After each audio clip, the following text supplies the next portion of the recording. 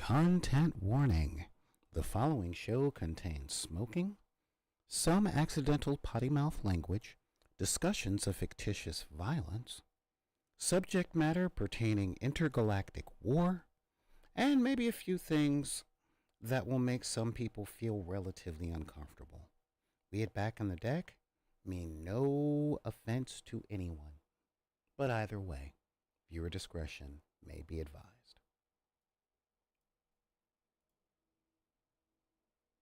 Well, aren't you fun? Yeah, well,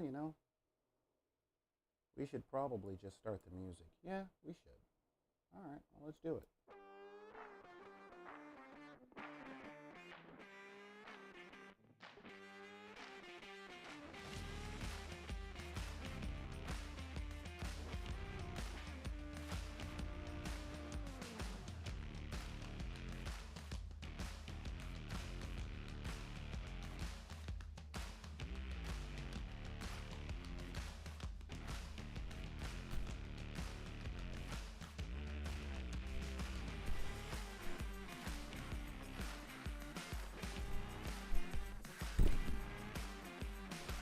Hey everybody, what is going on today? I am Solar Gray, the Cinematic Sorcerer, coming at you from the Wizard's Tower. And welcome to the dark side of the room. Well, we've got the Emperor Panda that's in here first.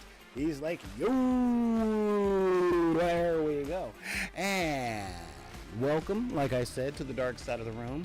And today we're going to be heading over into the Hobby Hall because I want to talk about some stuff that, well, we talk about a lot of things here on the show, and Wednesdays, like I said, is going to be our painting day. Isn't that fun? We get to do our paints and crafts and all of that stuff, and feel free to make comments and all that stuff.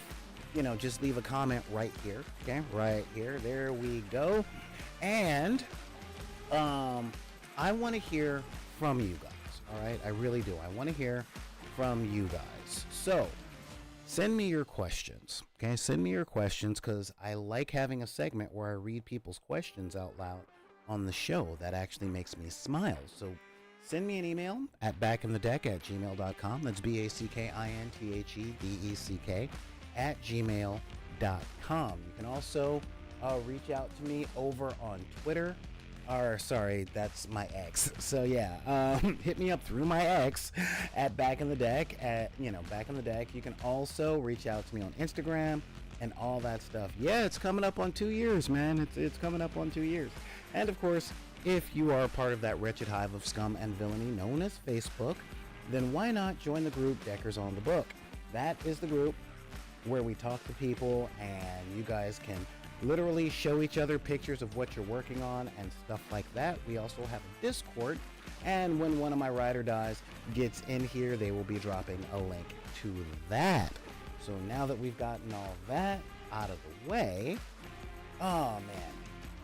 And so yeah, I am so glad that you guys are here. And look, these are things that I have to do at every freaking show now, because a lot of you guys don't know, I kind of kept it on down low, but I literally just got my house out of foreclosure because 2023 was not good for me financially.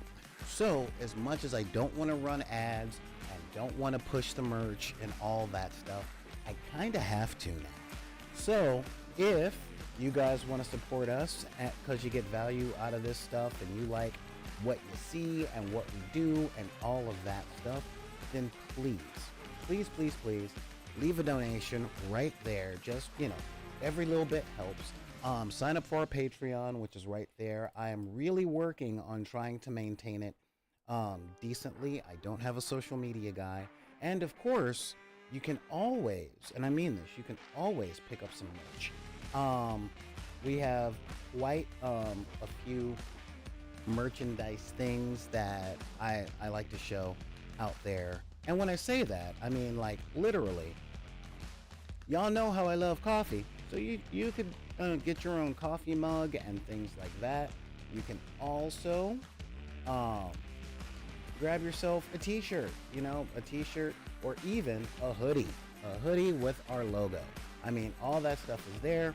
The link is right here in the chat, so hit that up. You know, donations would be great. Again, I get that people are broke. And of course, there's always the subscription. You know, you can subscribe right here on twitch.tv/BID_P using your Amazon Prime gaming account. So use Jeff Bezos' money if you don't have any money to spend. I get that. And of course, leave a comment, thumbs up, subscribe, and all that stuff on our YouTube channel. Okay? Because I'm really looking to get to 1,000 subscribers by the end of February. Okay, so let's see if I can make this Black History Month history for myself. So that's kind of the thing that I'm trying to do over here. And so now that we got that going, okay, now that we got all that going, y'all know I play a plethora of games. Okay, I play a plethora of different games. And a lot of people ask me why I don't just pick one and stick to it. And the real answer, and I mean the realest of real talk on this, comes down to community. Okay? Community is one of the biggest things that we game for, that really pushes us when it comes to playing games and all of those things that are real. I mean, seriously, these are real things that folks don't exactly consider or even understand sometimes. That sometimes, you know, in order to play a lot of games and things like that, we need people to play with. And my ride or die, my best friend, is a gaming hipster. And what does that mean? That means they are always on the lookout for another game that they can play. Okay, another game. So they got me into War Machine 20 years ago, and then it was from War Machine to Malifaux to This Is Not a Test, like just a whole bunch of games. And every time I start something new, my mental spice makes me geek all the way out on it. Except for one game.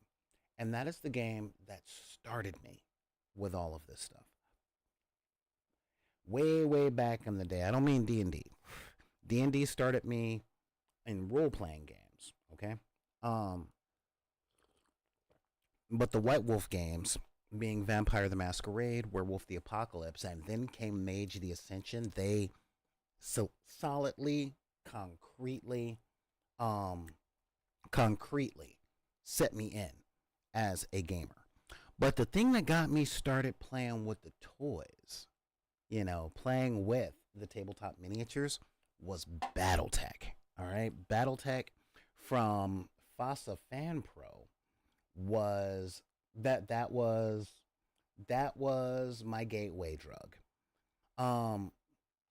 And here's the reason, and it is a really, really real reason that I went through all that stuff. It was the late 80s, early 90s, and I had a friend that was in an interesting spot. We played a bunch of games, like board games and stuff like that at their house.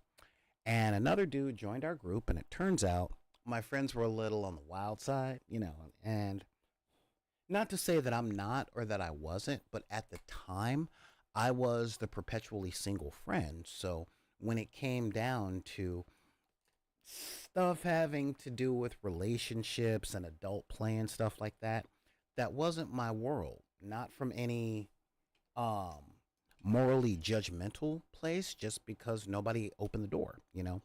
And this guy brought Battletech in, and that was actually kind of cool. I didn't realize he was buttering up a couple, and I was the fourth wheel on this trike, as it were.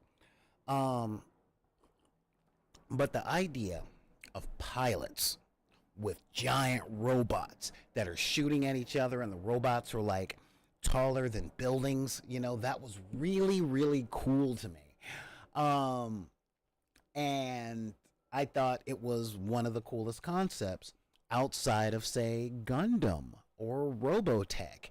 You know, the stuff that back in the 80s, that was most of America's real introduction to anime back then. I mean, if you're older than me, there's Astro Boy, but I grew up with like Battle of the Planets, and then Robotech on regular TV, the Macross stuff. Okay, um, and so to my little bitty hood, but this was awesome. You know, giant robots, and Battletech even had the Phoenix Land to Air Mech, which was just like a Veritech fighter. It was fantastic. Um, but what I didn't like was all of the mathematics that were involved in it. You know, you had to calculate for heat, and you had certain movement points, but just turning your body cost a movement point unless you did it at the end and you just turned your upper torso. And it was really, really granular. And it was played on a hex grid. And it was the very first game I'd ever played that was on a hex grid. I didn't know what I was looking at. And the guy that came in, he comes from a military family, so he's got this whole military jargon using all of the United States military terms for distance and all of that stuff. And I'm just like, okay, but this isn't exactly my world, you know. Um, but I got to move big robots around, shoot. Um, well, okay, let's be real. If you guys are old school gamers, and when I say old school, I mean Grognar qualified. Um, if you guys played early BattleTech, okay, we're talking the FASA Fan Pro version of BattleTech. You guys know that all the weapons were based on speculative science, okay? You had your ballistic weapons that ran the risk of you getting shot in your ammo crate and it blowing up different parts of your mech. And then you had the energy weapons that ran the risk of a whole bunch of heat and then you would blow up your mech. So I'm sitting up here just immersed in the imagination going, giant robots, guns, guns, guns. And I get giant robots and lasers? Ah! Lasers and giant robots. So what did I want to do? I currently, or I at the time, really wanted my giant robots to have all the lasers, like every single thing I'd seen in cartoons and on the TV and all of that stuff. That's what I wanted. I'm like, let's go full Star Trek, Star Wars, Robotech, Macross, Gundam. Let's do all that stuff. I get to freaking stomp my robots around, kick around cars, and shoot lasers. Yeah, that was where I was. That wasn't how gameplay actually turned out, but I had a fair amount of fun. And the thing was, I didn't know that we were actually playing Mech Warrior. So on top of the math for movement and heat and jumping and calculations and elevations and all of that stuff, again, coming from the actual playing world of Parker Brothers and Milton Bradley, you guys today would know it all as Hasbro. Coming from those worlds, I was a little bit out of my depth. But I like the idea. You know, 1, 2, skip a few, 10 years later, we got Mage Knight and Hero Clicks, and I was back on the wagon. And when that guy moved away, that was when the Battletech stopped. And it was back into tabletop role-playing games. It was also the first time that I saw different paint jobs on mechs, okay? And what do I mean? Well, when I was growing up, the only major machines that I had around that had paint was construction equipment, cars, and buses, you know? But when it came to robots, I always thought that robots were supposed to be silver. You know, silver robots. Look, silver robots. Just like, you know, I didn't really pay much attention to the fact that Gundams came in a lot of different colors. Because, you know, I was young and I grew up in a very authoritarian environment, if you will. Okay? Um, so when that came down to it, I just, yeah, um, my imagination wasn't, um, what is it? My imagination wasn't exactly unlocked in the sense of, um, being creative with paint jobs because growing up in an authoritarian type of spot, um, it was box art or nothing. And if the people around me couldn't consider anything, then I wasn't allowed to. Okay, that's part of being a young person authoritative thing. So if I'm like, hey, maybe we should paint these things camouflage, they're like, no, it's a robot. Robots are silver. Shut up. You know, type of thing. Um, and when I finally saw Battlemex, I saw this kind of paint scheme, which was kind of cool. It's still all very metallic, very metal.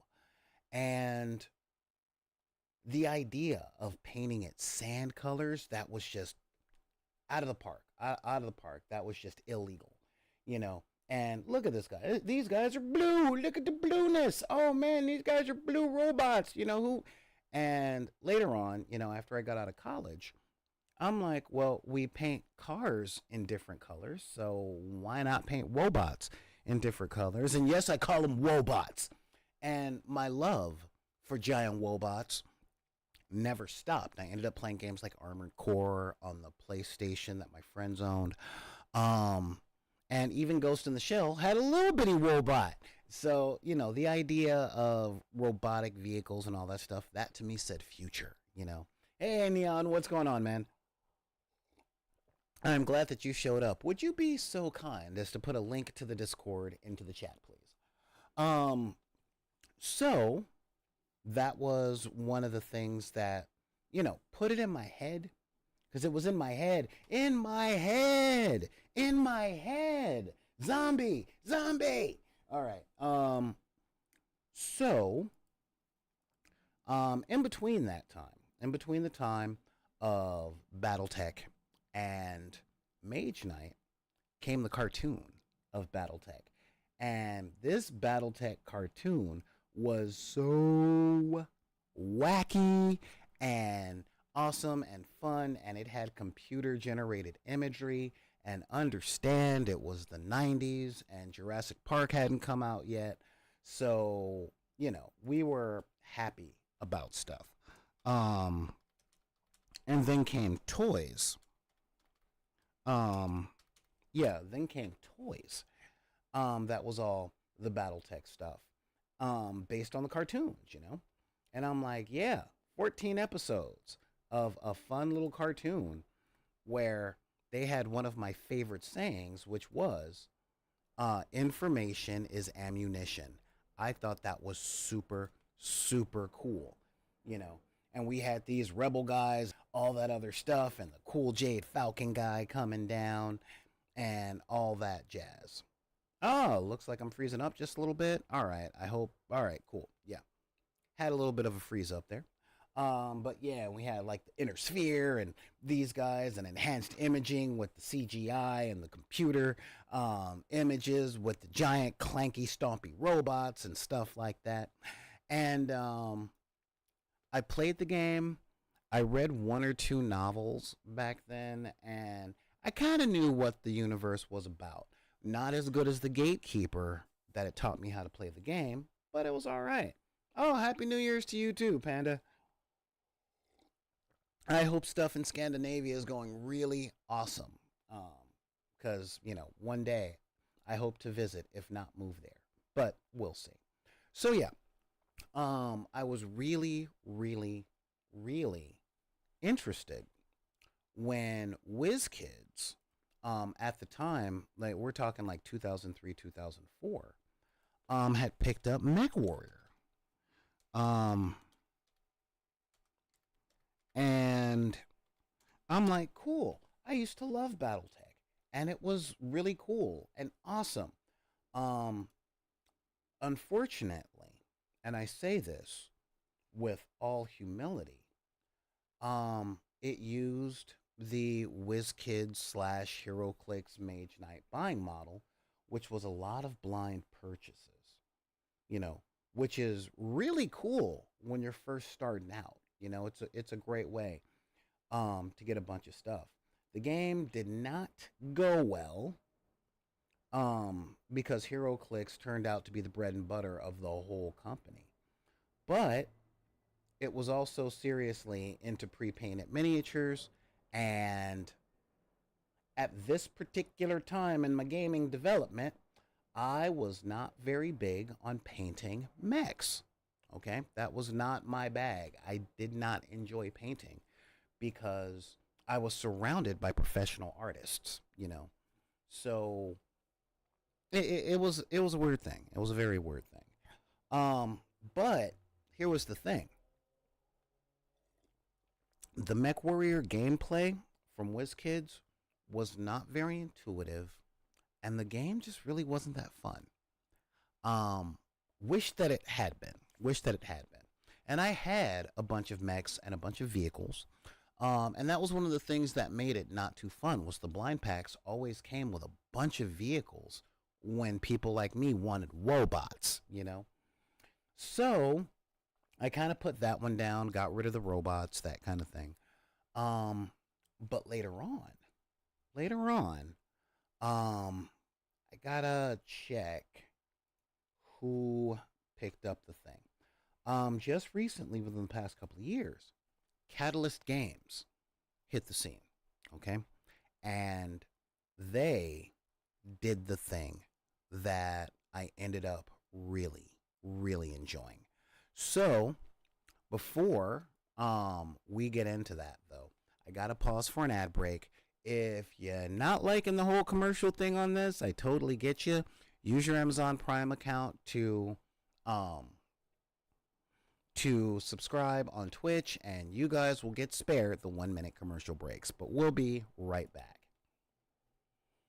All right, so yeah, we're running a commercial ad. Isn't this fun? Um, but yeah, so let's see who's up in the chat. All right, I think it's V Mercy. I don't say what's up to you nearly as much as I should. And welcome back, Splicer, Citizen Splicer. Yeah, we're literally talking Battletech today because honestly, I think it's a great game.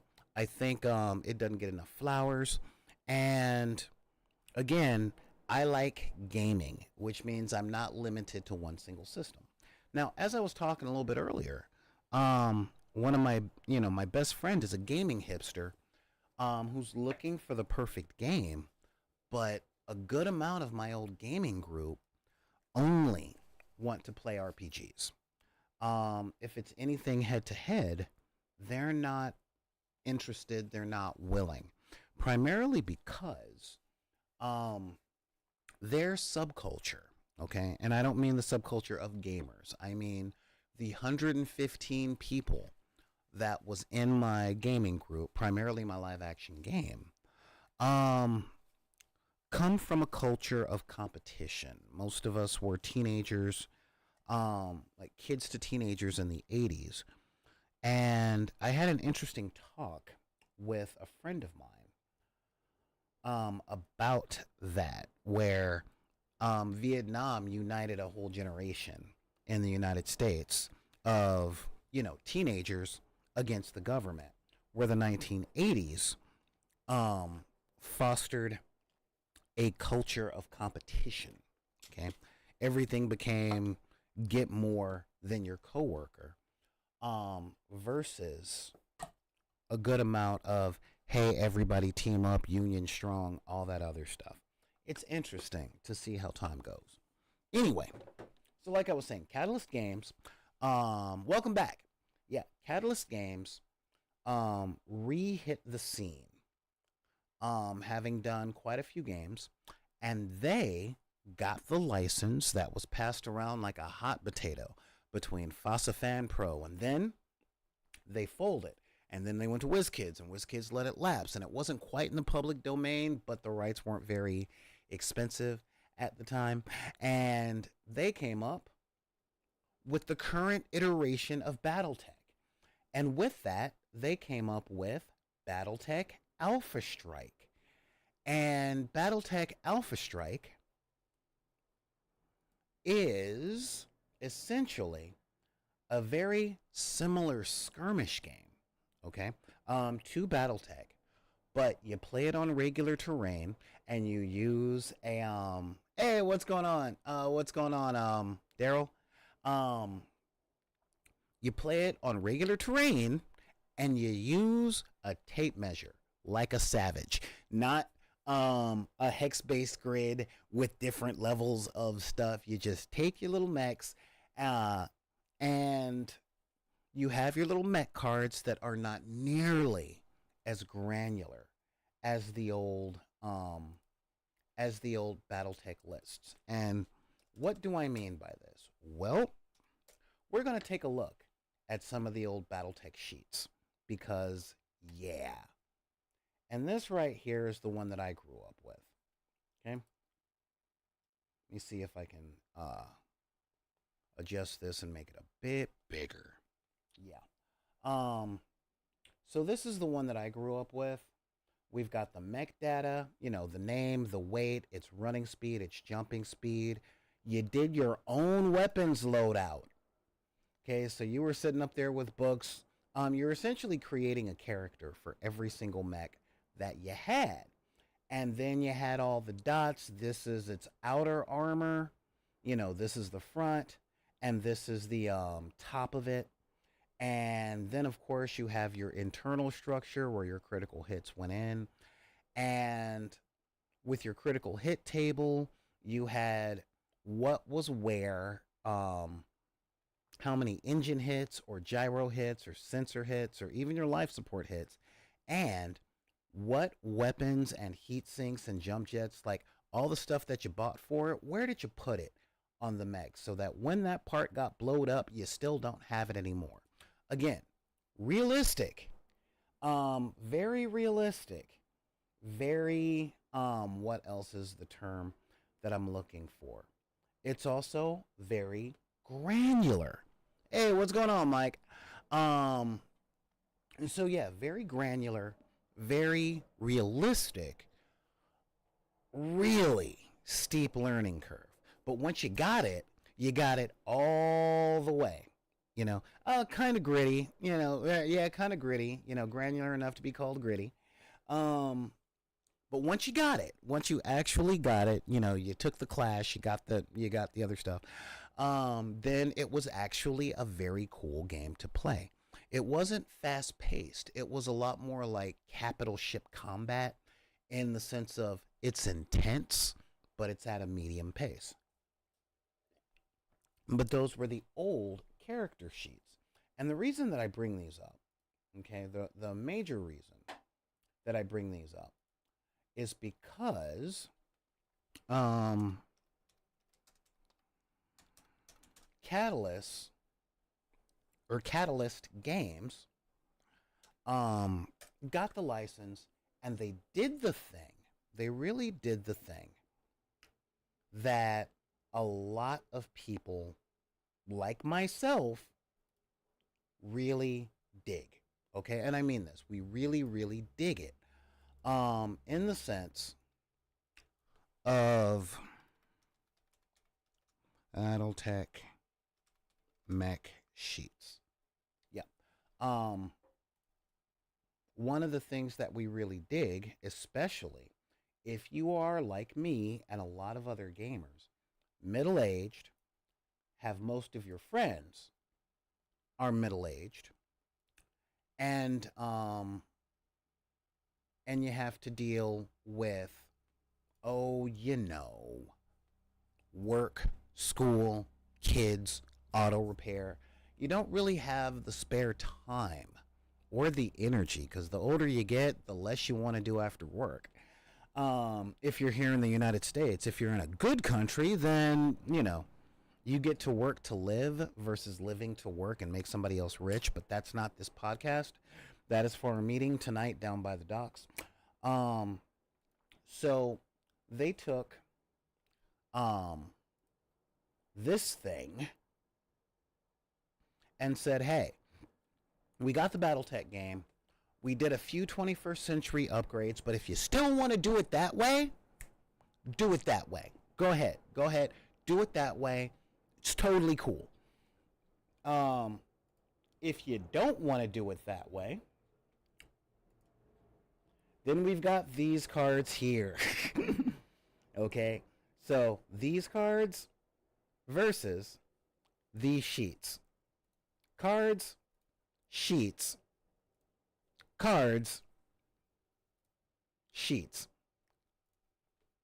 And that opens the door for people who want to spend an entire Saturday playing a game of Battletech with their friends, or who have 1 or 2 hours on a Saturday between picking up the kid from soccer practice after they said that they don't want you there because you make them nervous and you're always yelling at the ref, or, you know, just we're done with all the chores and stuff. I'm going to have Frank over and we're going to play a game of Battletech and it'll be cool. You know, it is a much better way for the casual gamer. And then Catalyst did something horrible, okay? And when I say horrible, I mean horrible. Which is, the first thing they did was they released a starter kit. And y'all know how I am about starter kits, all right? Y'all really know how I am about starter kit. If there is a starter kit out there that really pushes the idea of buy this and play the game, then I'm all in, okay? I am all in with that. And yeah, they did it. And I hate them. I hate them. I hate them. I hate them for it. So looking over on Amazon, they have what they call the beginner box, right? And the beginner box comes with 2 mechs, a little bit of a map, and you've got your cards, your preload out, and you're good, right? Now this starter box is like $25, okay? With the second edition one. The first edition is like $50. But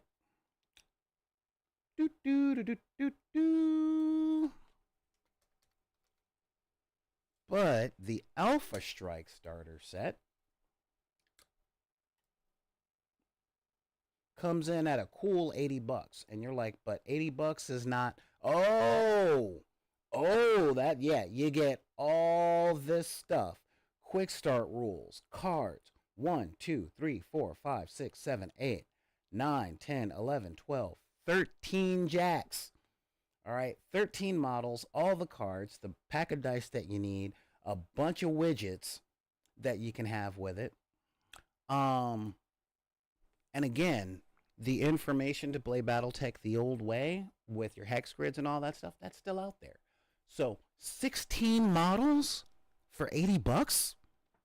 Sure, I can live with that. All right, I can actually live with that. Let's see, 16 by or $80, so $40 for 8. So that comes down to what, $250 a model, and a standard model from Reaper costs $2 to $4 right now. So it's really a reasonable purchase. And I'm like, yeah, I'm a big fan. And of course, because the internet has so many repositories of stuff, it's really easy to find PDFs of the old MechWarrior books and the old stuff from FASA Pro, not to mention yard sales, eBay, all that other stuff. But you get all the mechs. And another thing that these really, really, really irritating guys do, and I mean that, this is so irritating, is that they publish the rules to Alpha Strike. They published them for free on their website. And I'm leaving a link right here. So, yeah, they want people to play their game. Okay, it's a 40-page PDF with how to play the game. Okay, it's got all the rules and all that stuff. So, when my best friend, the gaming hipster, said, yeah, I want to kind of get into some stuff like that. Um, and hang on here. Yeah. So when all that stuff came down, he got the box set for Alpha Strike for $80. And one of the things that really hit me with it, okay, isn't just that the rules are for free, all right, because that's a big thing, but it raised a question, okay? It really raised a question for me, which was, let me see if I can find the thing. Nope, not the cards. Yeah, I don't want the cards yet. Alpha Strike boxes. So they're booster boxes. They're boxes that have lance boxes. That's what they're called. Yeah, they're lances, which is essentially their booster pack, their force packs, to get more mechs if you want to buy them. Average about $25. Okay, so we're looking at a little over $4 for these mechs, and that is awesome. Okay, that is really, really awesome. So yeah, it literally raises the question, especially for me as a 3D printer, of is it worth my time to print these mechs, or should I just go buy them? That's a hard question. Technically, it's cheaper, but then I have to find the cards. I have to print them all out. Like, is my time and labor being saved instead of just spending $25 at my local gaming store and getting the things and playing with them at that moment? That's the tough part. So, that is the gig. And real talk, for you 3D printers out there that are like me, the mechs that are out there, there are loads of free STL files for Battletech mechs. I keep calling them jacks because I was in War Machine for so long. But yeah, the Battletech mechs are out there for free, and there's some really cool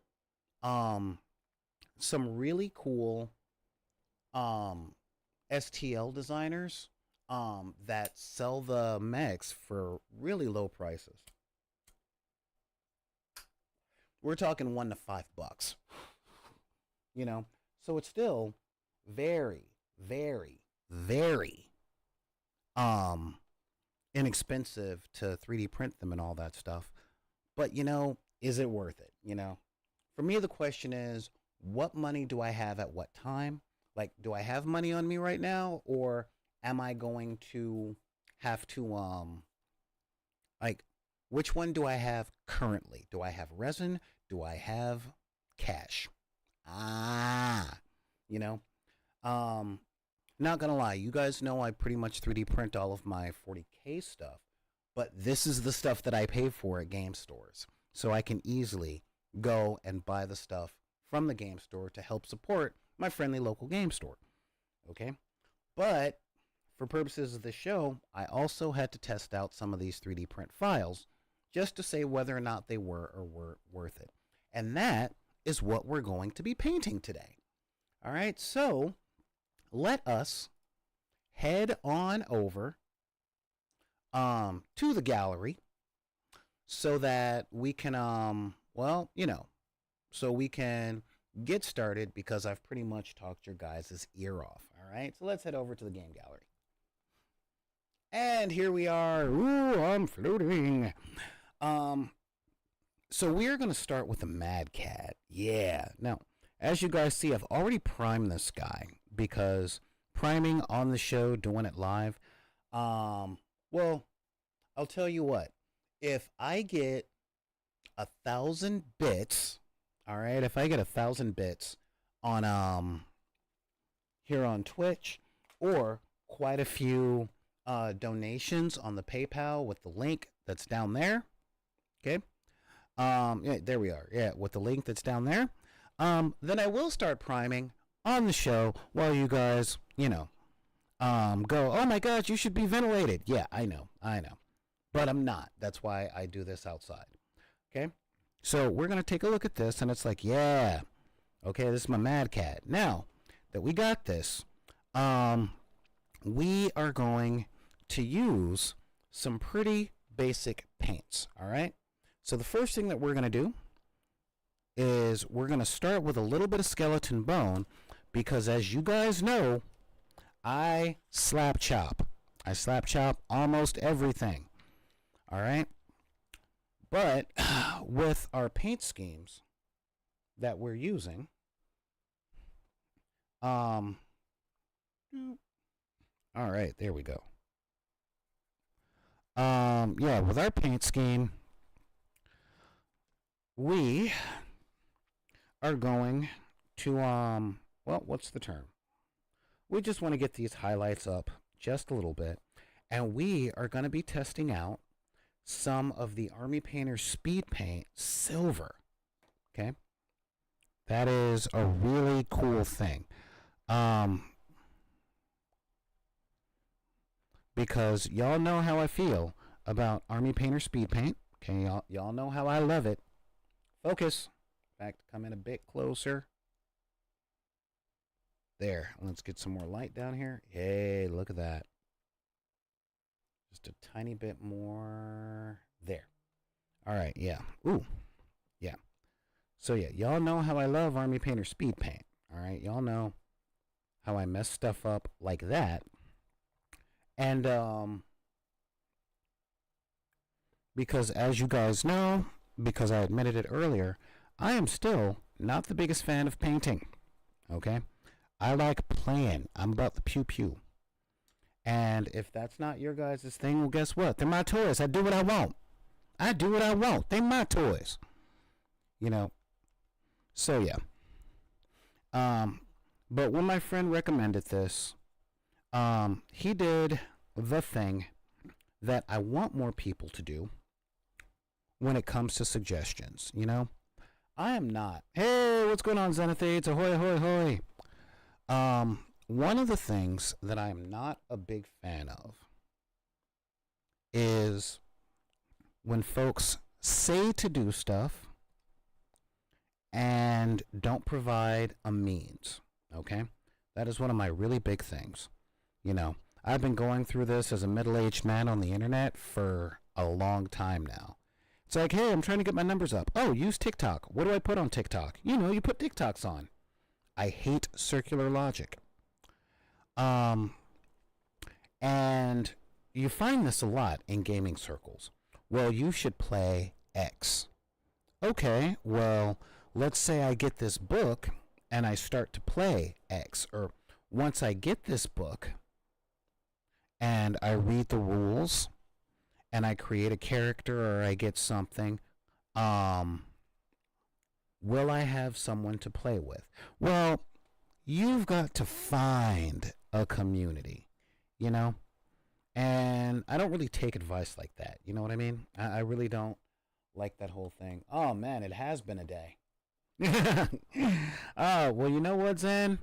I'm not gonna say you can take over the chat, but we're here, man. We're here. We Deckers are a community. We're not a parasocial group. Unless you're talking about, skydiving into parties, in which case when we get the funding, yeah, we'll be that kind of parasocial group. So now that I got the bone on here and I got my highlights pretty much done, all right, and if you guys were wondering why I was talking so much about this game, it's because painting Battletech mechs or speed painting mechs from Battletech does not have to be an all weekend affair, okay? Um, Now, since I watched the cartoon and I loved the cartoon when I was young, you know, although, not gonna lie, Exo Squad was a much, much better written show.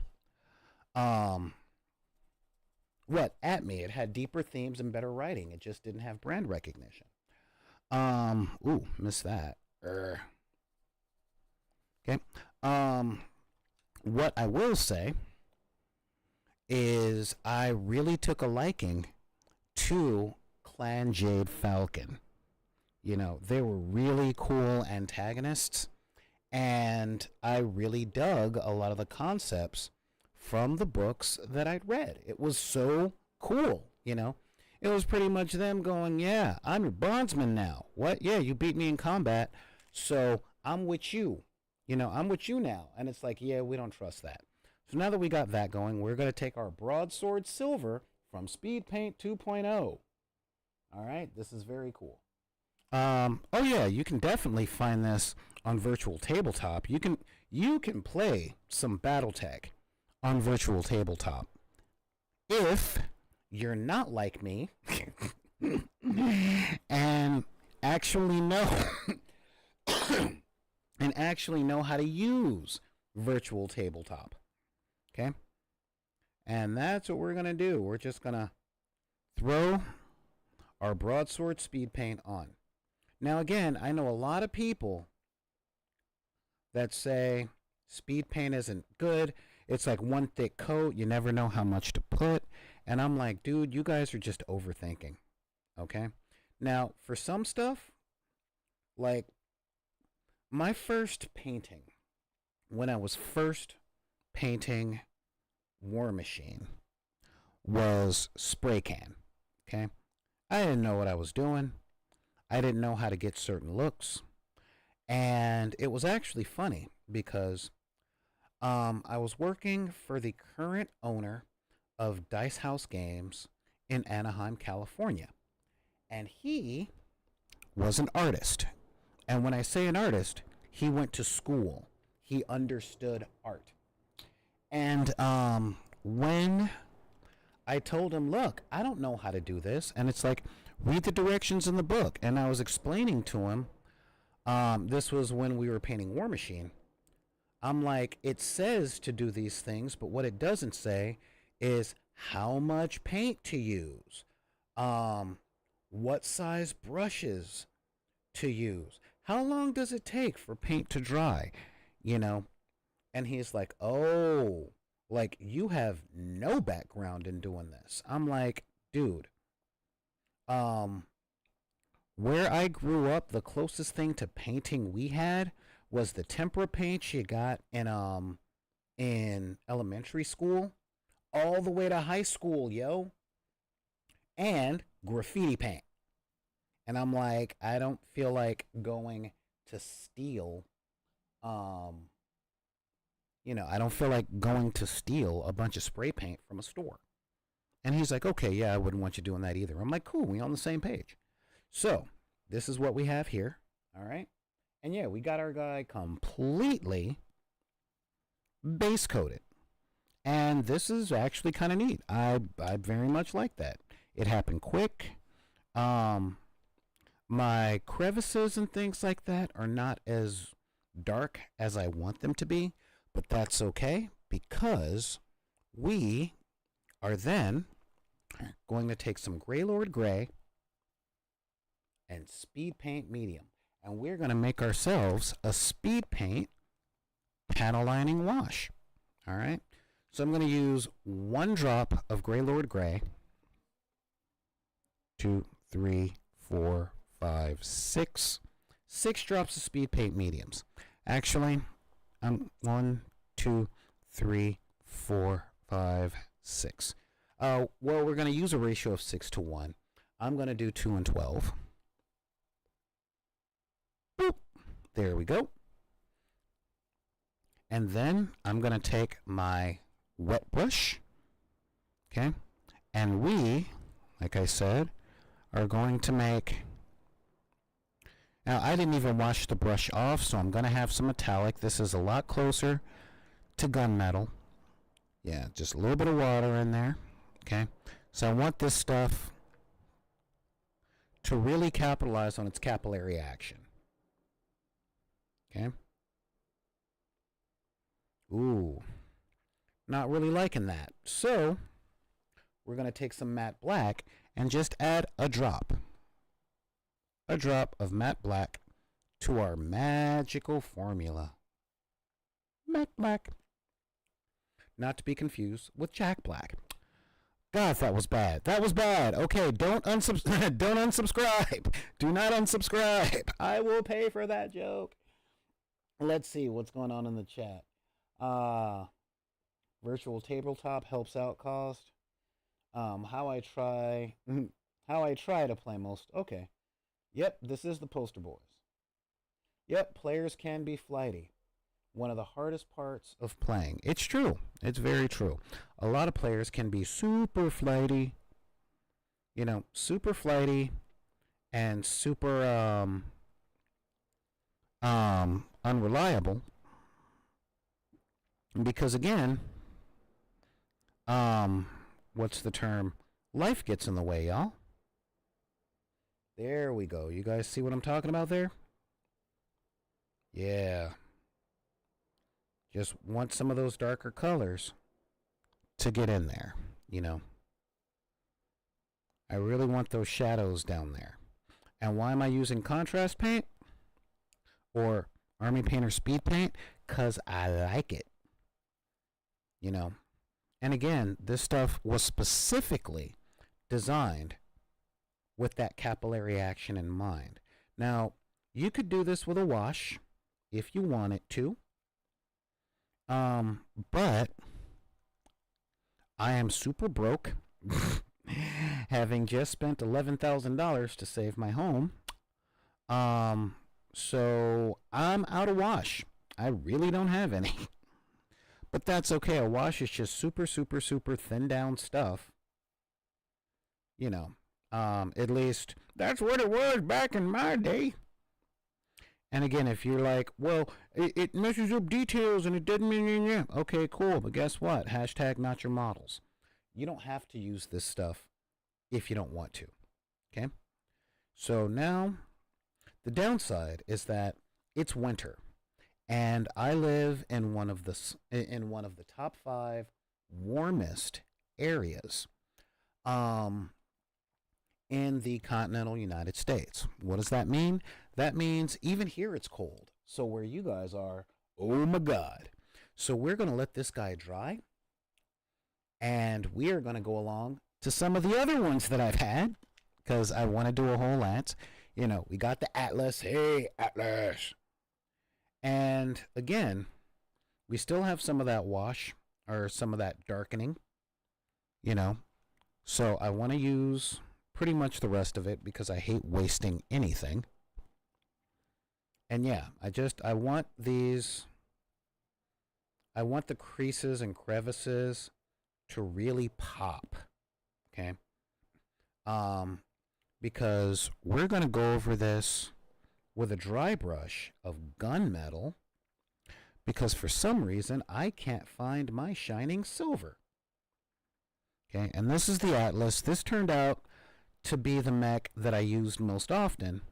Because guns, so many guns. Yeah, I would load this thing up with pulse medium lasers, 2 ERPPCs, and a stupid amount of heat sinks in the feet. And I would find the nearest body of water on the set, and I would stand in it and shoot everything all the time. That was a really big thing, yeah. So this guy, look at him. He's all metallic. He looks like a great big robot. And the poster boy looks like a great big robot. And we are jazzed and happy. So, what we're going to do now is we now are going to get some gunmetal. And we're going to use a technique that we don't use that often. But it's perfect. Okay, it is perfect for what we're doing. Now for this thing, you're gonna need one thing that you may not like having to use, and that is a crappy, terrible, cheap brush. Okay? Because we are going to do some haphazard stippling. So we're going to take our crappy brush. I literally got this for $1 at the art store. So what I'm about to do won't hurt my soul to do. But we're just going to put some gunmetal on it, get it nice and loaded up, and then we're going to stab. Stab. Stab.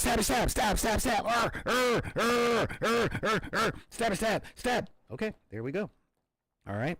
And it would be best. Okay, now some folks would call this stippling. Okay, but sometimes the other techniques that we use, look at, it's all stipply now. And this gives us our first level of the shine that we want. Okay? It's a little bit of the shine. And now we're just going to dry brush the top to bring out a little bit more of the silver. And once this dries, then we can go on with our color overlay. Okay? And that we're actually going to use some standard paints. Okay? Yeah, so look at these guys. So I'm going to get to stabbing the other guy, and we are going to take a quick commercial break. All right, we'll see you guys in just a minute. Where's that button? Ha. That's right. So yeah, guys, I'm glad that you guys are here. And again, I hate to do this, but if you guys scroll up in the chat, you'll be able to get the quick start rules for this game. I just put it back here, and I'm also going to put the donation link here in the chat because yeah, times are hard, so I'm begging. Unless you want to give cheers and stuff like that here on Twitch. Let me just put these up on the YouTube right now. Because, yeah, those guys, I don't know if they get commercials and stuff. But there we go. That's the donations link. So, yeah, if you want to drop me $1 or $2, that would be great. That would be fantastic. And our commercial break is almost over. So, let me get to some of this stabbing. Okay, yeah, let me get to some of this, back to some of this stabbing. Wow, after putting up a couple of links, ooh, have a little bit of coffee staining. So there we go. Tap, tap, tappy, tap. Okay. And now with the rest of this guy, we are going to give him a little bit of battle damage. Just a little. Pop, pop, pop, pop, pop. And while we're doing this stippling and this stabbing, okay, and a little bit of overbrushing, it ain't that critical, guys. We're making giant robots. Okay? Each one does not have to be a work of art. All right, so now that we have all of this stuff in here, okay, look at this. This is, oh, God, I think it's so beautiful. It's so beautiful. All right, now we are going to bust out some of the old school stuff. Okay? Now, in this game, there are things called lances. And with lances, it's essentially a group of like 5 jacks, 5 or 6 jacks. And I kind of dig them. I'm literally just going through my old paints right now to see, oh, yeah, that's a terrible choice that I'm about to make. And, yeah, that's what we're going to do. All right, so we're going to take, essentially 3 colors, Okay, just three colors. We're just gonna, paint this up just a little bit. Okay. First, we're gonna take some gray. Now, as you guys know, I love this gray. It's airbrush ready. And I've had it just under forever. Okay. But for this one, we need a tiny, tiny, tiny brush. Okay. But it just so happens that we have a couple of tiny, tiny, tiny brushes. We're talking, we're literally talking like size 0 brushes. All right. I don't really use these that often, and it's a little messed up because in order to have, hey, what's going on, Glow? Yep, an Atlas. That's right. We're doing an Atlas and a Timberwolf. I believe it's a Timberwolf. Yeah, no, Mad Cat. Mad Cat. Actually, it is a Timberwolf. I'm Clan. But yeah, again, gotta do the poster boys. I got a couple of locusts also in my lance. But I only have about an hour left in the show. Focus. Yeah. There we go. I need a little bit more space. So cleaning out my brush so I can get a nice tiny tip. Okay. A nice tiny, tiny tip. Okay. But the thing is, with small brushes, you have to clean them regularly. Okay, this is a really, really important thing. Like, it's important to clean your brushes all the time anyhow. Okay, it really is.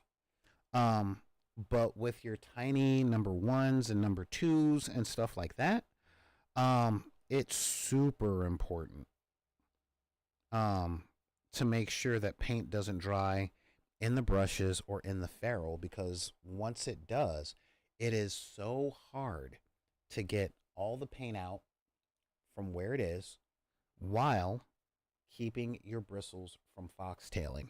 All right. It saddens me that I know all this. So, just going to take a little bit of our gray, and we're not even diluting it. All right. What we're doing is we're just going to do a tiny bit of freehanding. Okay. Super light touch. And what we're doing here is we are following the contours of the thing. Okay? That's all we're doing. Little dab will do ya. There we go. See, like I said, we're doing a tiny, tiny brush. If you guys are noticing really closely, it's already starting to foxtail. Okay? But again, these don't take very long. Okay? And I'm doing it like this because I want my paint scheme to be tasteful, kind of subtle, definitely tasteful. Because I still want this thing to say robot. I want to show that it's been manufactured.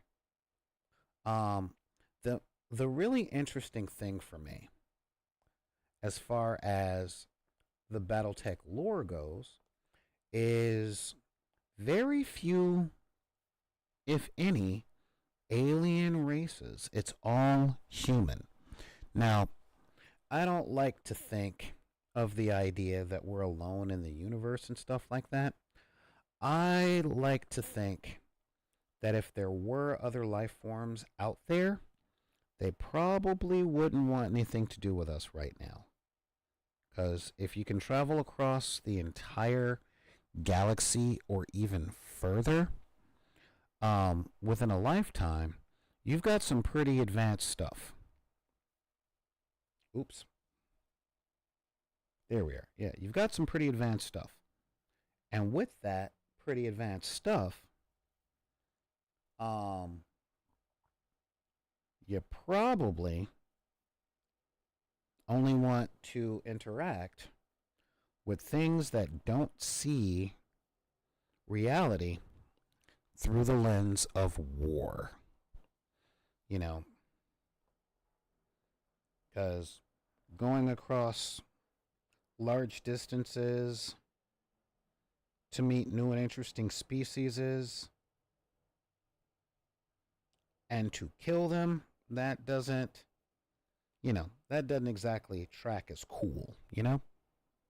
So here we are. Yep, we're just doing a second coat in this little thing here. Yeah, look at that little thing there. Right in the little thing. Boop. And of course, on its little armored thing. Now, y'all know me well enough to know that I love the checkerboard pattern.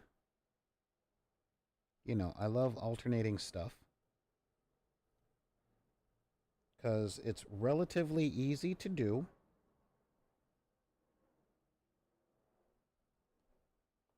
Yeah, the checkerboard is relatively easy to do. There we go. And you get a lot of mileage out of it. Yeah, so see what we're looking at there? Yeah, look at that guy. Look at that guy. Okay, yeah, there we are. Ooh, boy.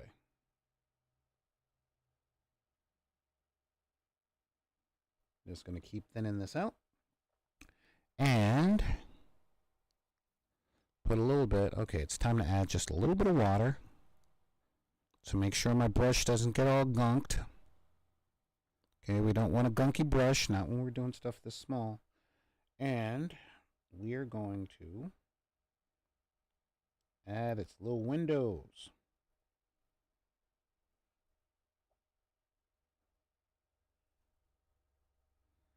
Yeah, add its little windows. Nose. There we go. And okay, now this guy's really coming together. Okay, look at him. He's looking all neat. All right.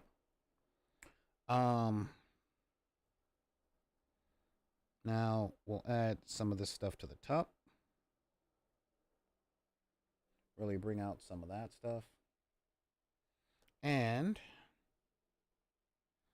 we really need to see him a bit better, and we will. Give him his suspenders here. There we go. So suspenders. Yeah, I got that stuff down there. And we need to add a little bit of contrast here. Okay.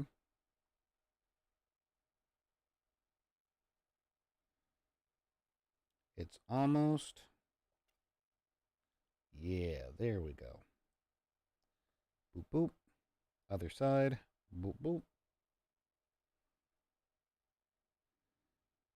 Now, cross the other knee.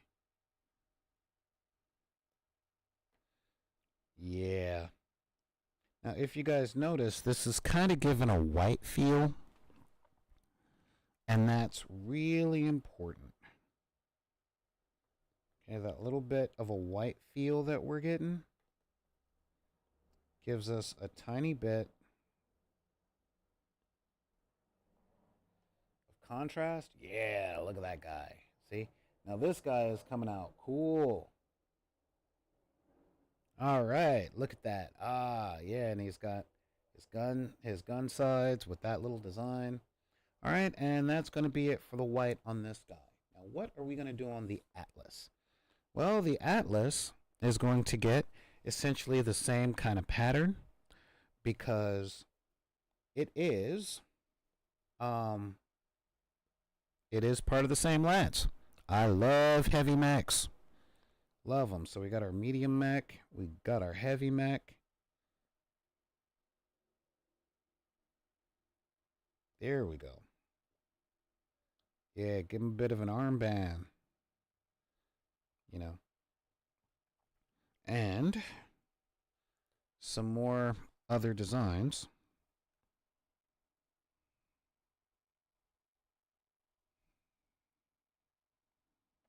All right, so where else? Where else do we need some contrast? I'm gonna put a second coat there, and oh yeah, that would be cool.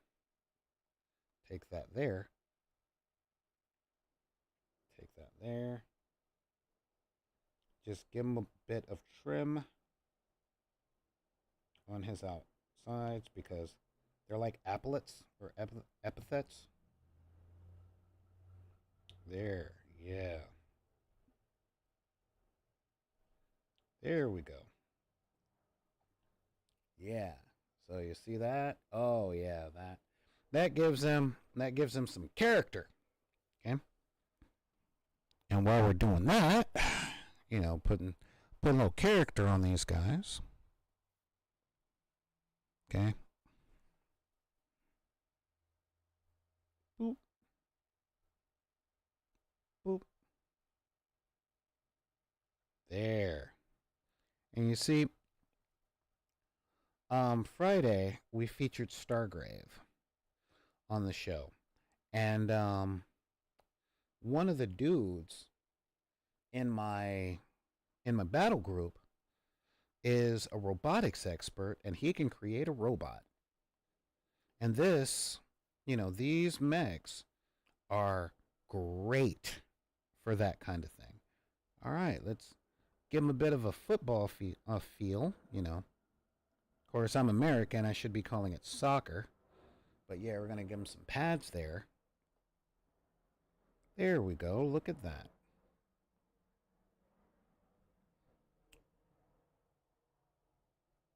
Okay. And he needs some contrast on his face. So I'm going to give him a couple of stripes. Now, I am not great at freehanding. Okay. But that's okay. Because with the essence of this game,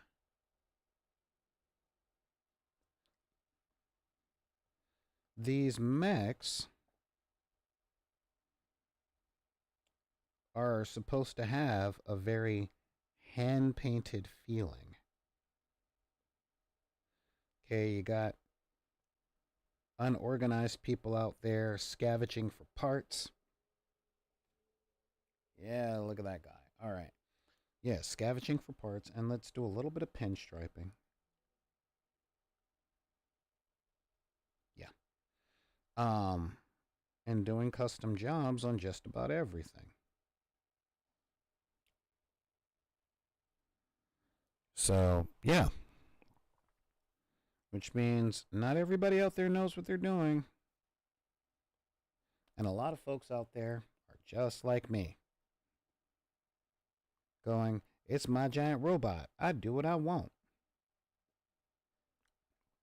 I do not like panel lining. Okay, I am not a big fan of this. But it's looking to be coming together in a not terrible way. There we go. Yeah, look at that guy. And what can we do for this area down here? Oh, we'll do something. All right, but yeah, there we go. See how my guy is drying up? Because lighter colors always dry more transparent, less pronounced than they do when they're wet. Okay? So we'll just do a little touch up there. Now that my guy here is dry, we are going to take another color.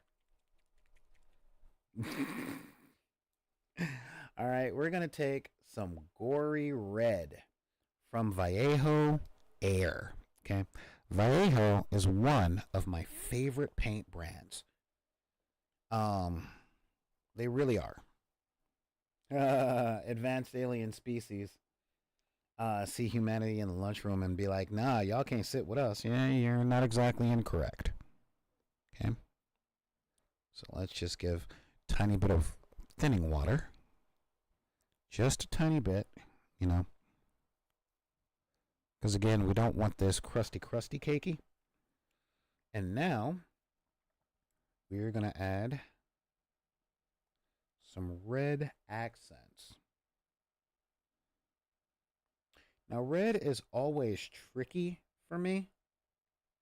Always has been very, very tricky because it looks like blood when you make mistakes. Okay? And now we're going to give him a little bit of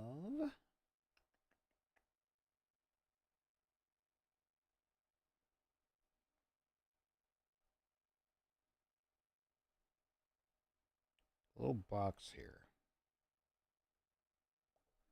Yeah, this is what it looks like when a person who isn't a painter holds their breath. Mmm.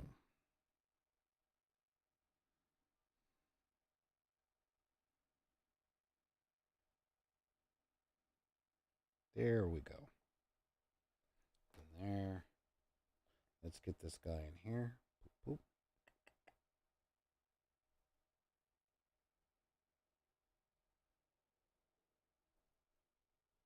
How does that look? Yeah. That's coming down and looking okay. Okay, I just want this armor plate up here to have that redness. Looks like I'm going to have to redo the white, which is fine.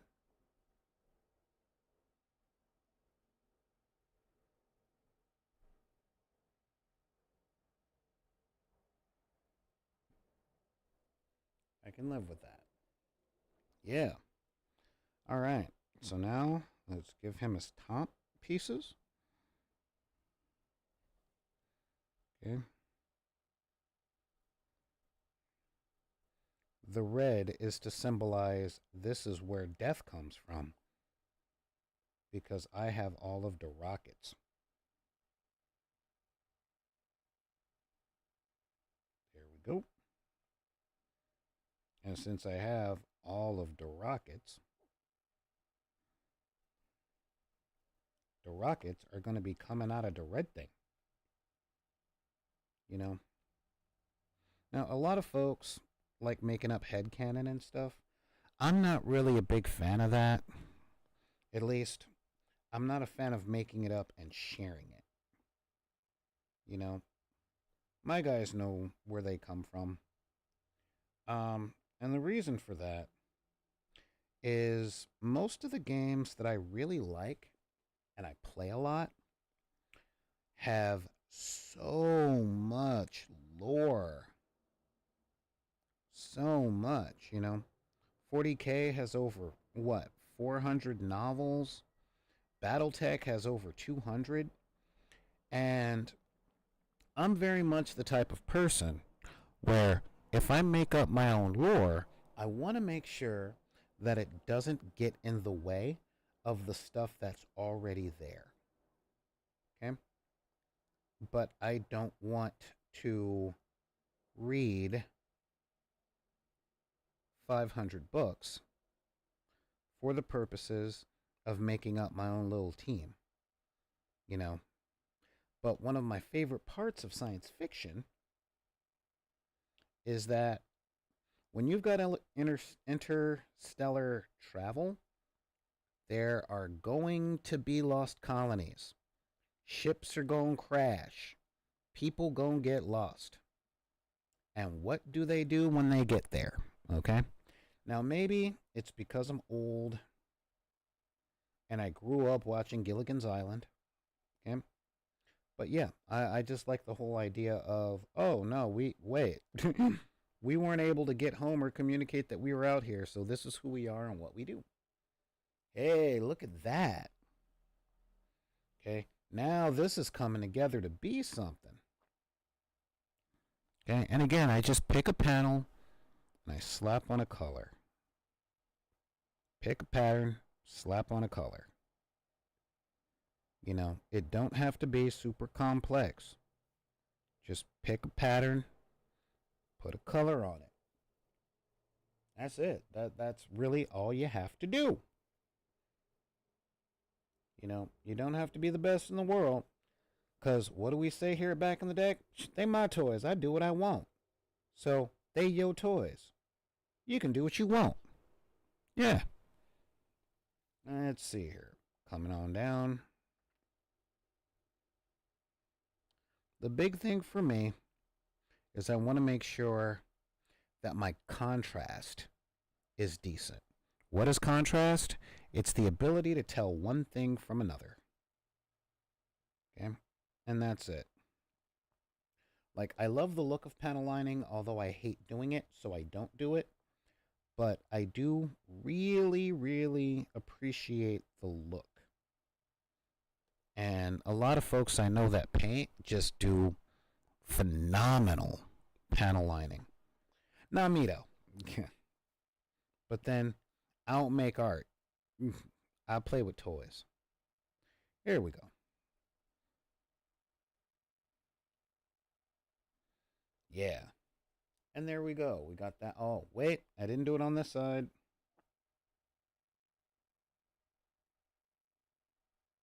Pick a panel. Put it down. There we go. So now we're just going to let this guy dry up. Oh. And like I said, I like the checkerboard pattern in most things.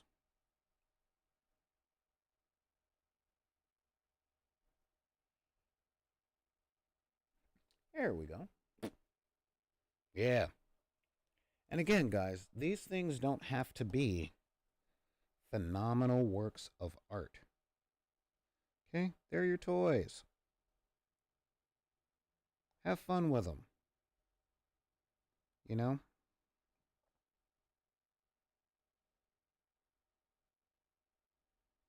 There we go. Ooh, we need a little bit. Yeah, there we go. Take that line down a little bit more. And what we're doing here is we're reshaping the helmet. Good. And now, let's put a few more colors and a little more contrast on this guy.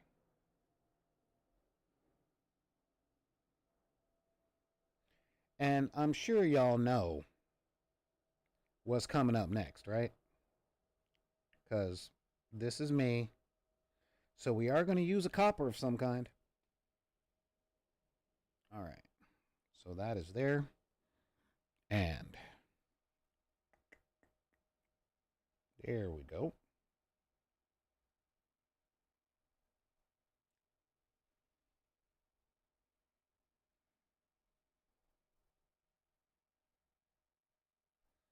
Red is one of my favorite colors to look at. But yeah. Again, not one of my favorite colors to paint.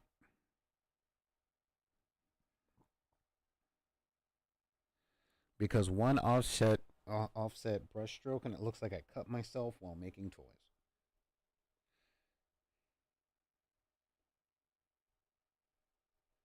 But when you're using reds, Vallejo red, Games Workshop red, Army Painter red, don't matter.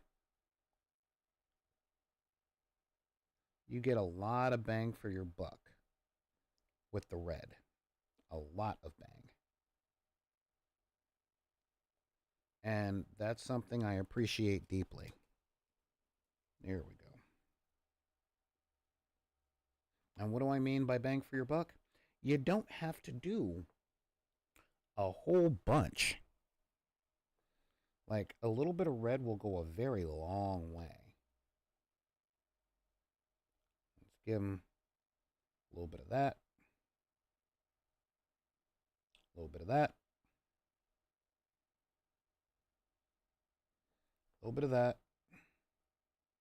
Get in under here. And let us not forget his hands. Okay. And we're going to kind of give him an ode to Space Marine here by making his arm a very similar red tool bolt gun.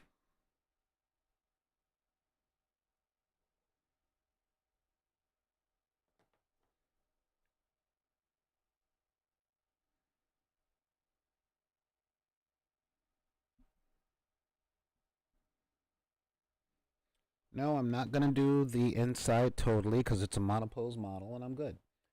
The conversion rules are more crunchy than I want for episode 2. Yeah, but significantly less crunchy than the original Battletech or Mech Warrior 3rd Edition. It is so true.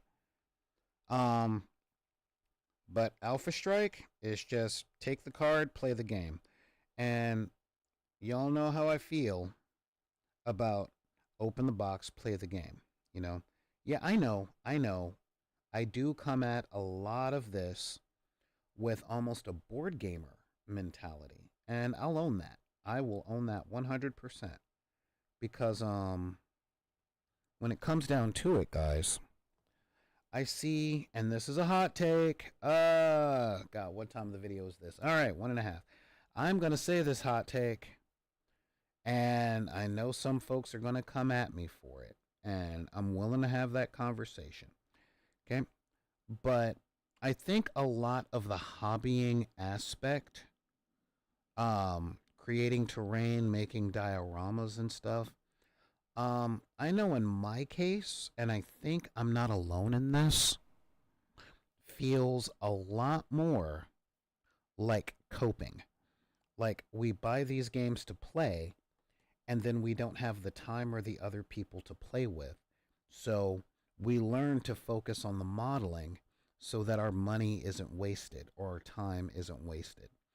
And that is not to say that there are people out there that specifically love the modeling aspect. Okay, there are thousands, if not millions, of people that love just the modeling aspect. Okay, we're talking um, the people that make the dioramas, the ones that paint up maquettes and stuff like that. But my honest thought is when we buy minis that are for a game, there is a certain aspect in our heads that want to play the game that we're buying these pieces for. But if we can't, it feels like settling on at least I'll have these cool toys. And again, there's nothing wrong with it. I just don't think that as many people like the modeling. I don't think that there are more people that enjoy modeling than want to play. And I don't honestly think that a lot of the folks that do model would not play if they had the chance. Like I think that they buy the new stuff that comes out um because of what a lot of folks can do in game, you know? A lot of the things can do in game. They get, sometimes there are models that are just undeniably cool looking. Um but I think for the most part, most of the time, people pick up especially when it comes to games with like units and stuff in them. I honestly think that most people pick that stuff up because they want to play with those figures, you know? So, but I also believe that one particular company or one company in particular has spent a lot of time building up the sunken cost narrative, you know, because I'm pretty sure it's common knowledge that a particular company right now is charging way too much money for their toys, especially within the face of the games that they supposedly make them for. Even though they say they are not a miniatures company. Yeah, this guy's coming together pretty well. Ooh, got to get his red down there. Yeah, just a little bit of red down here, and boom. There we are. Boom, boom, boom. All right, yeah, this guy has a very Optimus Prime type feel. But yeah, he's coming out together. So that is actually pretty neat. Now let's take one more commercial break and we'll get back to, of course, the color that I use the most. All right, we'll see you guys in just a second.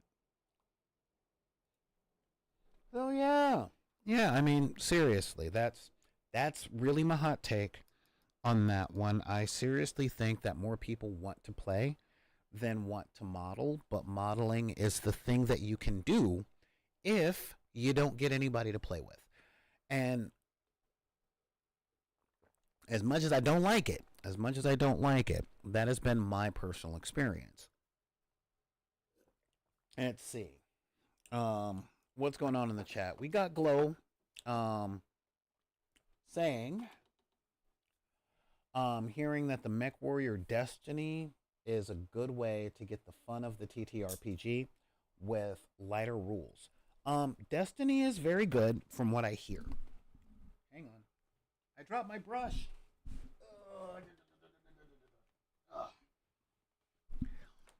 I hear that Destiny is really good. The number one way that I remember playing in the Battletech universe were the video games. Okay. Mech Warrior 3 for Windows 98, I think it was really cool. And I remember I spent my 18th birthday in the Topanga Mall with my friend Zach. And he and I spent the day juggling and playing the Mech Warrior video game in virtual reality. It was one of the first virtual reality machines to actually come out. And honestly, it was one of the best birthdays I ever had. I kind of miss Zach. Believe it or not, I bought my very first bass of my own from his mom, who was a bass player. But yeah, he and I were juggling and playing the Mech Warrior virtual reality game because we had unlimited credits to the mall display since he was an employee and that's what we did. Looking back on it, turns out we were kind of busking, which was kind of neat because people would come up and throw cash and he's like, you can have it at your birthday. And I'm like, dude, thank you. And that was some fun stuff. Again, good times. Back in the day, this was literally how I spent my 18th birthday. Again, Battletech has been there. And oh yeah, those old machines. That's right, Daryl.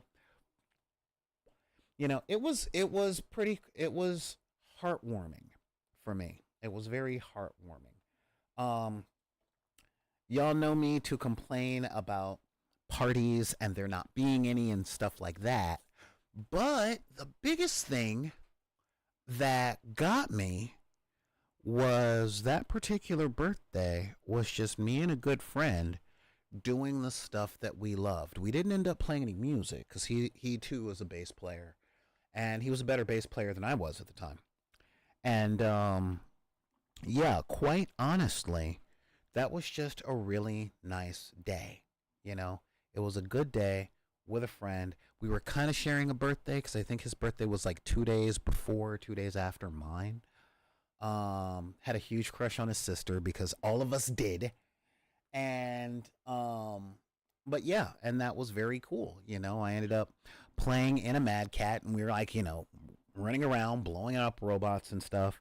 And I kind of learned the hack, which was so many aim shots, always aim for the hips. Yeah, you know, aim for the hips so that the things would fall over and blow up. Let's get back because we got one color left to do before the game is done. So let's head back to the gallery. All right.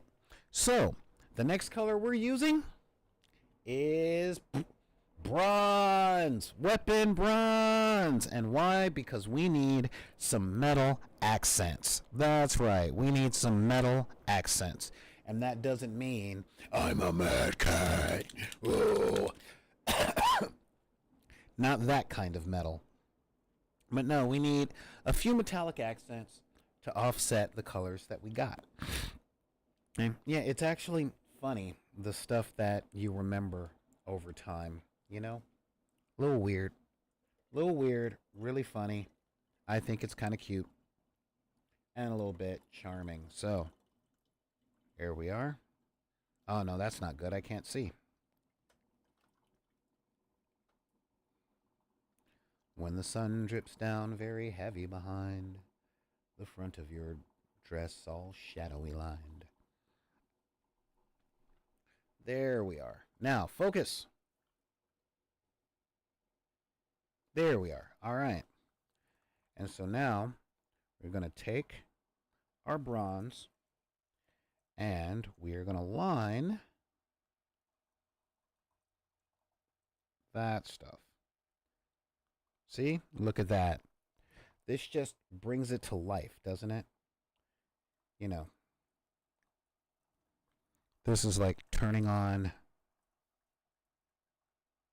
Ooh. Ah, got some on the red. Now I'm going to have to redo that. Curses! All right. And now we're going to add just a little more checkering pattern. All right. Because, yeah, just a little bit, as you guys can see, just a little bit. A tiny, tiny bit. Just a few flickers here adds so much life. That's the only way I can really explain it. It makes it seem more alive. You know. Just a little bit more alive. A little bit more threatening. A little bit more, you know. Let's see if I can get that down there. There we go. Boop, boop, boop, boop, boop, boop. Let's see. Mech warrior again. Yeah. Oh, super heavy mech loaded up with jump jets and stomp on enemies like Koopa Troopers. Death from above. That's right. It was not effective, but man, was it awesome. You know. And at the end of the day, isn't that what we play games for? You bring up a really good point, though, Zan. A lot of folks, when it comes to playing games, they get caught up in the work mindset. You know, efficiency, efficacy. How do I win the fastest? And we've talked about the Timmy Johnny Spike paradigmic model quite a few times. And it is not difficult to assess that I'm a Timmy. However, I do have a lot of Johnny tendencies. You know, a whole lot of Johnny. Who's Johnny? She said, and smiled in her special way. Johnny is the guy that looks for all the weird combos, you know. It's not a surprise to any of my friends that I play the Thousand Suns. You know, I like Zinchian stuff. I like interconnectivity and synergy, you know. And when I point that synergy at awesome, that is the thing that tends to make some of the best out of games, almost you had to be there flavor stories, you know.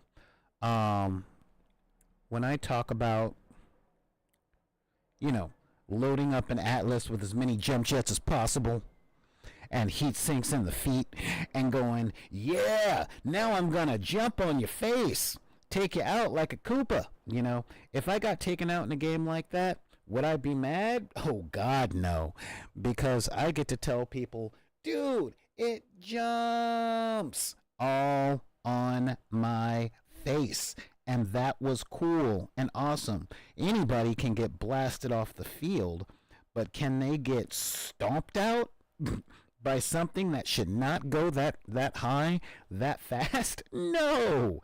No. I mean, it's like, dude, I failed my piloting check. I literally got Koopa'd. You know, I think the pilot's name was Mario. I don't know. As my mech was exploding, I swear he said something like, "It's a me." You know, and that's the stuff that I think is really cool. You know? There we go. Yeah, just look at how this guy is turning out. You know, just a little bit more down there. I'm still working out these camera angles, y'all, so just bear with me. Figuring out how to make my stupid stuff work is top priority. Yeah, because you are a Johnny, my friend. Even though you play the Night Lords.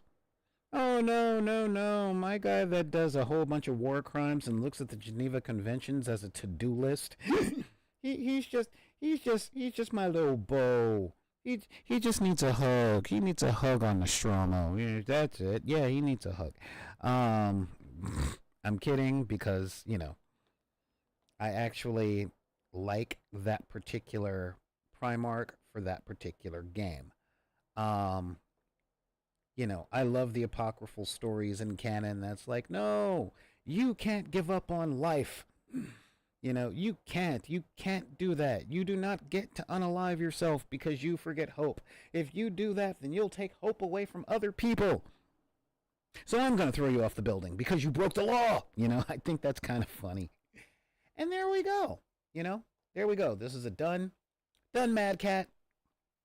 Look at that guy. He's finished. Yeah, destroy the legs. You could also use enough flamers on a mech oh yeah, yeah. As much as I love flamethrowers, and I do love flamethrowers, I could just never get them to work that well, because by the time I got that close, I would be hit in the face by an Axeman. Um, yeah. It's when I turned the ranged game of Mech Warrior into an up close game, never worked out well for me. Never worked out well. I'm like, I want to go do my silly thing. Oh, I'm dead. That's really what it came down to for me. So, all right, but yeah, all right, this guy is cool. It's done. Now, let's get this back over here, and let's give him some shinies, like gun barrel, shiny gun barrel. Ooh. He has hands. Look at his shiny hands. His hands are super shiny because he is a giant mech that says hello. I have super shiny hands. I'm going to punch you with my super shiny hands. Oh, yes. Yes, I am. Because I am a giant shiny genius. I have determined that LRM 20s and ERPPCs are good weapons, but the best thing to do for my enemies is to strangle their mechs up close. Yeah? Yeah? All right. So, yeah, I know. I am being super silly. And why not? uh, so, yeah, and we're going to give him a belt. Okay, because the Atlas mech has such a human design. It looks like it's based off the human body. So let's give him some human accessories, a little bit of a tie, a belt, some gold down here. Not the whole area, just an accent, okay? Just an accent. That's all we're doing. Now we're going to do some panel lining up here and some panel lining here to say, oh, did I say that the LRMs and ERPPCs are useful? Yes, it's because I have them. Look at them. Look at my ERPPCs and my LRM 20s. Yes, look at my long-range missiles. My long-range missiles are ranged, and they are ranged in a long way. Oh, yes. Let's see. Let's see here. Yeah, let's give him his suspenders. He's wearing suspenders. And the second part to his suspender is there. Oh yeah, this is coming out pretty well. And okay, and again, this doesn't have to be super elaborate or anything. There we are. Now look at that guy. Yeah. Now we're just gonna do a little bit more of this stuff on his lower legs. Just to show, hey, he's got legs too. Alright, so, yeah, just... I don't know. I've got a thing for straps and actuator bolts, like knees and elbows and things, being a bright color as to say, look, I have an elbow. And for some reason, every time I look at legs on a walking robot, I just imagine them wearing sandals. Okay. So we're just going to put him in his super metallic Birkenstocks down here. You know. Yeah. All right. Yeah, he's got his Birks going. Do these on the other side. You know. And just enough gold to say, hello, I am here. And soon you will not be here. For he is the dread pilot Orbis. He's here for your souls. You know? Speaking of souls, got to get the soles of his feet. Yeah, there we go. Here for your souls. So weird painting up something on a hex base. I'm so used to grabbing circles. There we go. There we go. Just even that out a little bit. Keep it from looking all chunky. And now, back of his calves. Okay. Again, this is the back of the mech, so it's not going to be super important to really look at.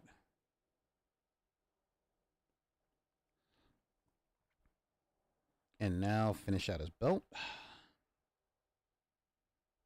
Because, you know, his belt was up front. Make his flaps back here, that same color.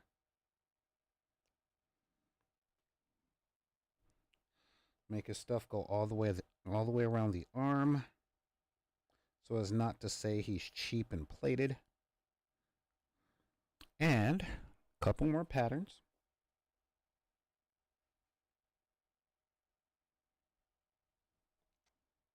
Couple more patterns. And just a couple more panels here. There we go.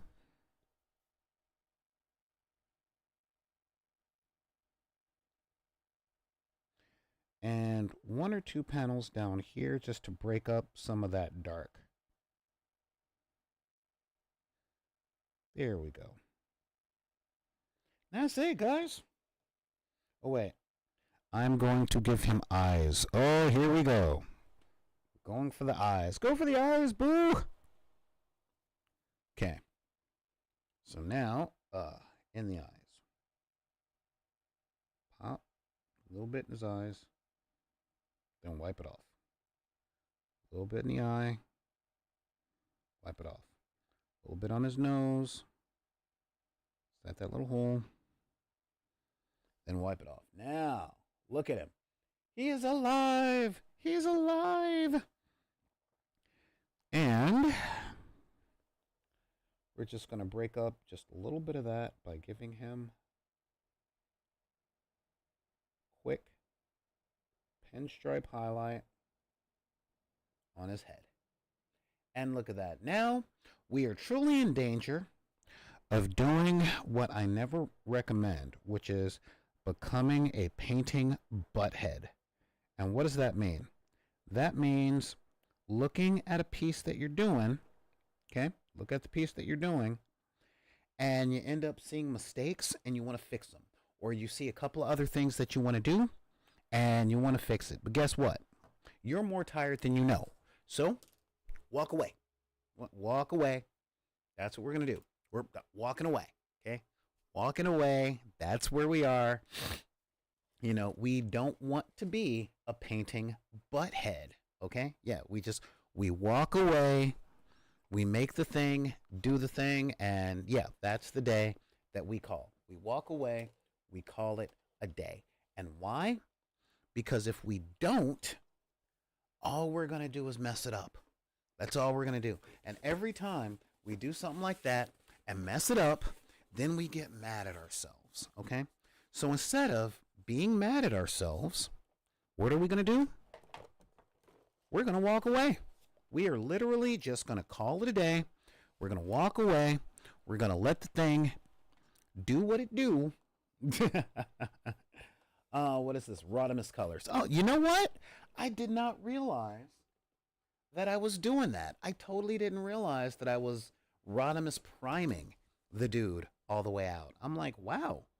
Yeah, which means if I had the copyright, I could be like, you got the touch, but he doesn't and I don't. So, yeah, all right. So, yeah, Rodimus Prime. Cool. Thank you. That's right. You're absolutely right, Neon. Am I going to be happy with it? I'm happy with it. All right. I'm super happy with it. I'm calling it a day. I don't have to work on this anymore. All right.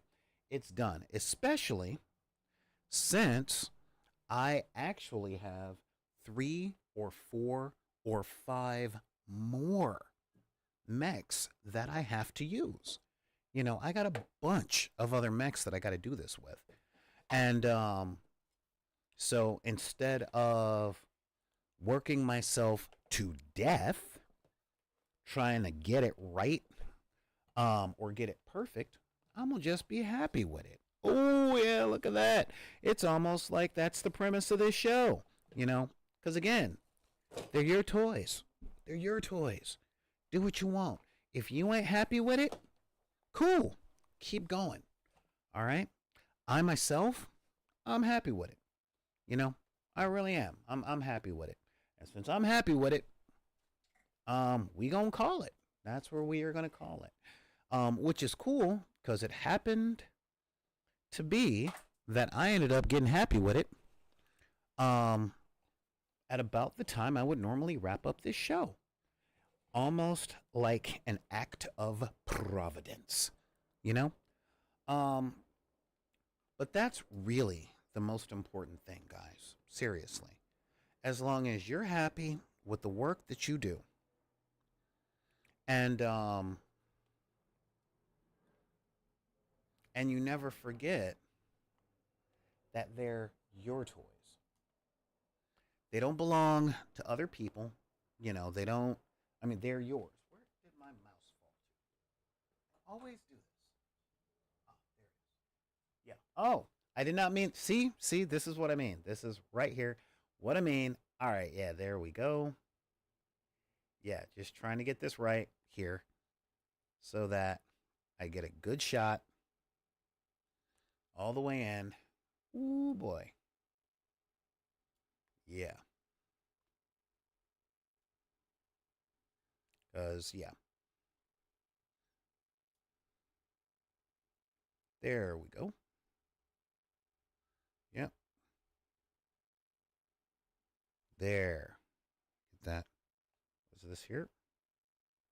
Oh. Oh. Okay. So I know where that's coming from. And now that I know that, boom. There we are. Let's see if we can get this down to be the right size at the right angle and the right. There we are. So yeah. And quite seriously, y'all, all of this stuff can come out as cool or as not cool as you choose.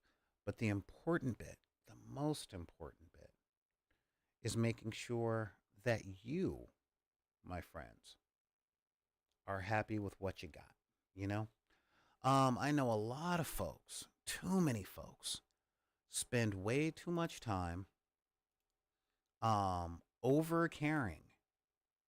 And I mean that. They spend too much time over caring on whether or not their thing is coming out perfectly. Okay? And I'm not down with that. I'm really just not down with the idea of get it perfect or don't try.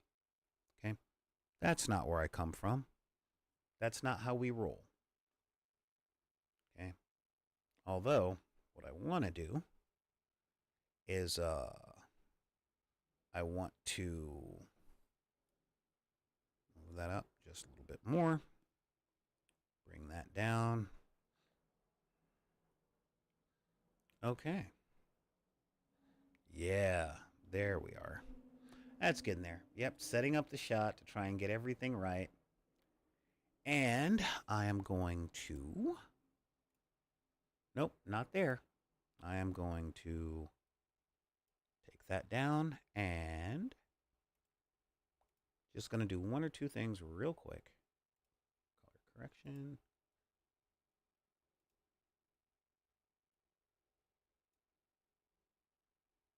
Mm-hmm. There. See if I can get this a little bit better. Because, yeah, I really want to make this, like, do well, you know? So, let's. There we go. So, get that there. Turn that there.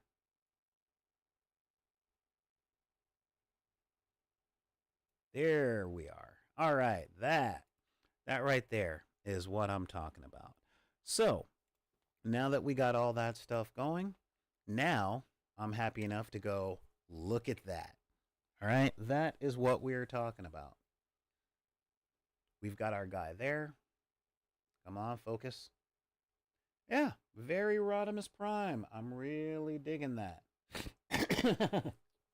Thank you, Daryl. Yeah, Armored Core Garage Music, go. And again, um,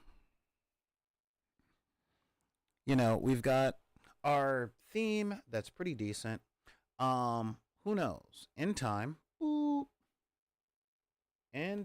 I haven't decided. I might just dry brush the thing a little bit more with some silver and really make it pop. But here we go. Yeah, there we are. Yeah, here we go with our thing, doing the thing. I would say I'm happy with it. And I've got 3 or 4 to make. But yeah, so I put the link for the quick start rules. Ooh. Yeah, I put the link to the quick start rules for Alpha Strike right in the description. I think I'm going to do it one more time because why not? Why not? There we go. And again, this is free from Catalyst Games. Okay? That is what's really cool and really out there. Haha, I'm glad I went to copy it again. All right, yeah. Boom. There you go. And where is my other thing? There's that. Boom. And there you guys go. So, if nothing else, you guys can look up the rules. One of the funnest things I remember about Battletech was it actually had standees. Okay? So, using the models was an option, but it wasn't necessary. Okay? You could easily go to the store at the time, because we're talking the late 90s, spend $3 on a packet of standees and really make out your game. Or you could spend $3 per mech to get the mech. But this is a long time ago where companies thought they could be successful by getting people to play their games and enjoy them. Oh, it's not like that anymore, I can tell you. No, I'm kidding. A lot of companies out there, they still want you to play their games. So, seriously, check out Battletech from Catalyst. I think it's an amazing thing that gets us there. And if you guys got any other questions, all right, any other questions or stuff like that, feel free to hit me up at backinthedeck@gmail.com. BACKINTHEDECK@gmail.com. You can also reach out to me through my ex on Twitter. If you know, you know. It's a bad joke, but yeah, it's that kind of thing. Also at Back in the Deck, same with Instagram, Back in the Deck. You can hit me up on the Clock app if you guys are on TikTok.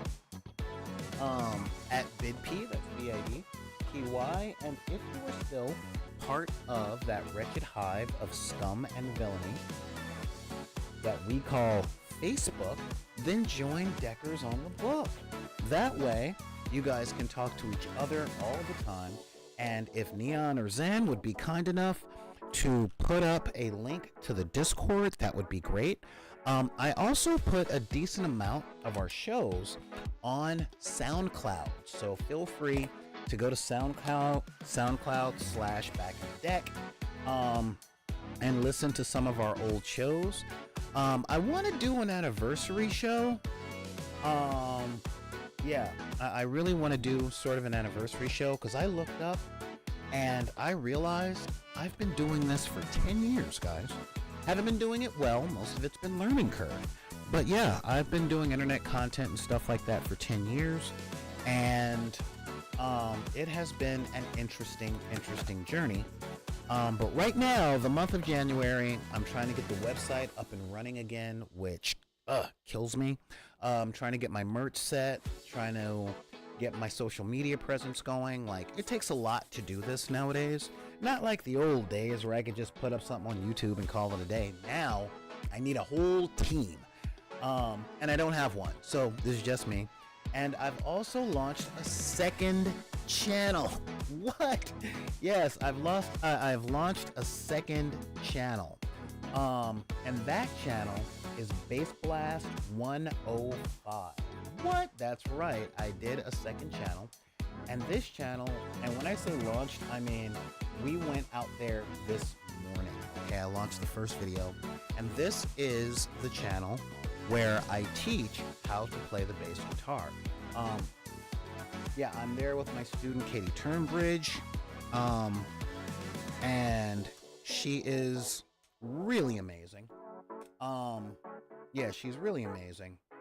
And here we go. Here, let me just do that whole thing. Screen cap. Yeah, so this is my second YouTube channel. You see, that's me. That's Bass Blast, or just look for Bass Blast 105. Yay, I got a subscriber. Well, another subscriber, and that's just me. So I'm gonna put the link to the channel here.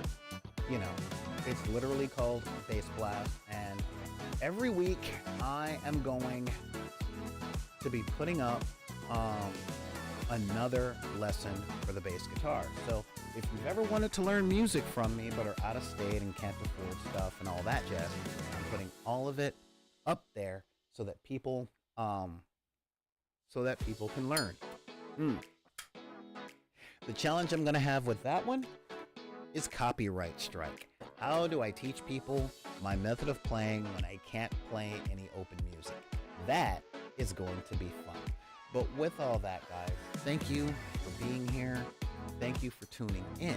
And if anybody tells you that you can't like what you like because of the circumstances of your birth, be it race, religion, creed, gender identity, sexual orientation, disability, neurodivergency, or your budget, because if you've ever been to a trailer park, you are walking distance from the hood.